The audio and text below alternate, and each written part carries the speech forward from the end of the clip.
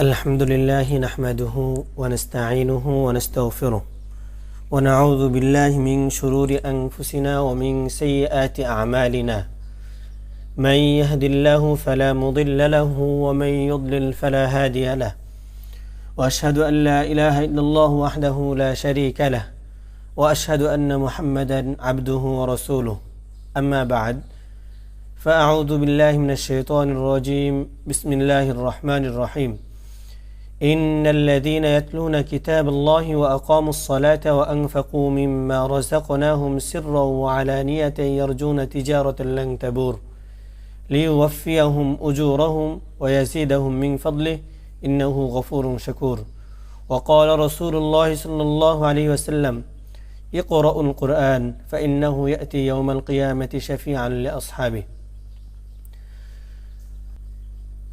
আমরা কেন কোরআন শিখব?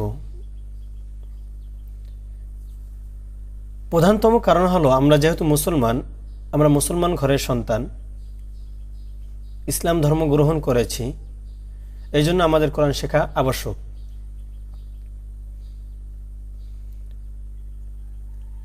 বিভিন্ন আয়াতে আহাদিসে এর গুরুত্ব প্রমাণিত হয়। আমরা এখানে একটি আয়াত উল্লেখ করেছি, ইন্নাল্লাযীনা ইয়াতলুনা কিতাবাল্লাহ, যারা আল্লাহর কিতাব পাঠ করে, তিলাওয়াত করে, ও আকামুস সালাহ, নামাজ কায়েম করে, ও আনফাকু, এবং দান করে, মিম্মা রাযাকনাহুম সিররা ওয়া আলানিয়া, আমি তাদেরকে যে রিজিক দিয়েছে সেখান হতে গোপনে প্রকাশ্যে, ইয়ারজুনা তিজারা, তারা এমন ব্যবসার আশা করতে পারে লান তাবুর, যেটা কখনোই কি হবে না, লোকসান হয় না। লিওয়াফিয়াহুম উজুরহুম ওয়া ইয়াজিদাহুম মিন ফাদলিহি, আল্লাহ পাক তাদেরকে তাদের প্রতিদান পূর্ণভাবে দিবেন এবং তার পক্ষ থেকে অনুগ্রহস্বরূপ বাড়িয়েও দেবেন। ইন্নাহু গফুরুন শাকুর, নিশ্চয়ই তিনি অতি ক্ষমাশীল এবং অত্যন্ত গুণগ্রাহী। এটা হলো একটা আয়াত।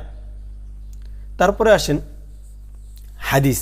আব্দুল্লাহ ইবনে মাসউদ রাদিয়াল্লাহু তাআলা আনহু বলেন, রাসূল সাল্লাল্লাহু আলাইহি ওয়াসাল্লাম বলেছেন, মান ক্বারাআ হারফান মিন কিতাবিল্লাহি ফালাহু বিহি হাসানাহ ওয়াল হাসানাতু বিআশরি আমসালিহা, লা আকুলু আলিফ লাম মিম হরফুন ওয়ালাকিন আলিফুন হরফুন ওয়া লামুন হরফুন ওয়া মিমুন হরফুন। যে ব্যক্তি কোরআনে একটি হরফ পড়ল তার জন্য রয়েছে একটি নেকি, আর একটি নেকি 10টি নেকির সমতুল্য। নবীজি বলেন, আমি বলছি না যে আলিফ লাম মিম একটি হরফ, বরং আলিফ একটি হরফ, লাম একটি হরফ, মিম একটি হরফ। সুতরাং বোঝা গেল, শুধু আপনি না বুঝে, যদি না বুঝেও কোরআন তিলাওয়াত করেন তাহলে সওয়াব আছে।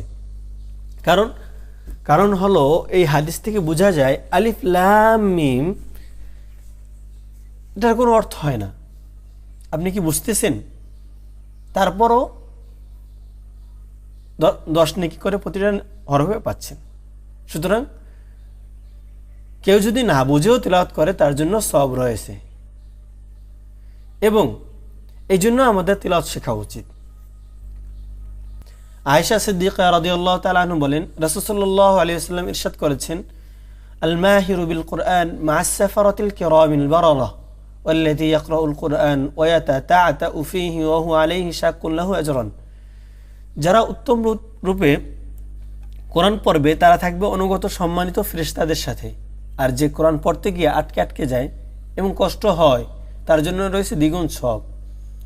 এখন আপনি চিন্তা করতে পারেন যে আমি তো কোরআন পড়তে পারি না, কোরআন পড়তে কষ্ট হয়, কেন পড়ব? কিন্তু দেখেন, আপনার যে কষ্ট হয় এই কষ্টটা আল্লাহ পাকও জানতেন, রাসূল সাল্লাল্লাহু আলাইহি ওয়াসাল্লাম বুঝতেন, যার কারণে আপনাকে দ্বিগুণ সওয়াব দিবে আপনি যে চেষ্টাটা করতেছেন কোরআন পড়ার। এই জন্য আমাদের কোরআন শেখা উচিত। বৃদ্ধ বয়স হোক, বয়সের কোনো ভেদাভেদ থাকা উচিত না। তারপরে আসেন আবু উমামা বাহিলি রাদিয়াল্লাহু তাআলা আনহু থেকে বর্ণিত, রাসূল সাল্লাল্লাহু আলাইহি ওয়াসাল্লাম বলেছেন, ইকরাউল কুরআন ফাইন্নাহু ইয়াতি ইয়াউমাল কিয়ামাতি শাফিআন লিআসহাবি, তোমরা কোরআন পড়ো, কেননা কিয়ামতের দিন কোরআন তার সাহিবের জন্য সুপারিশ করবে। সাহিবকে যে কোরআন তেলাওয়াত নিয়মিত কোরআন পাঠ করে তার জন্য কিয়ামতের দিন সুপারিশ করবে। এই জন্য কোরআন তেলাওয়াত শিখে আমরা নিয়মিতই পাঠ করব, এই চেষ্টাটা করব, তাহলে আমরা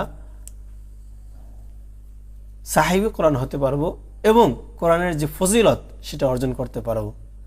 এই জন্য আমাদের চেষ্টা থাকা উচিত, চেষ্টা থাকা চাই যে সুন্দর করে কীভাবে আমরা কোরআন পড়তে পারি।